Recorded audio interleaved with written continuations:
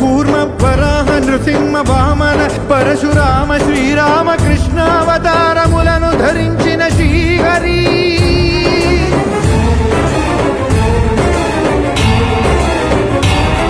అవతారకుడౌ అవతారమూర్తిగా సాక్షాత్కరించి ధరింపజేయవయా నను బంధ విముక్తుని చేయవయ్యా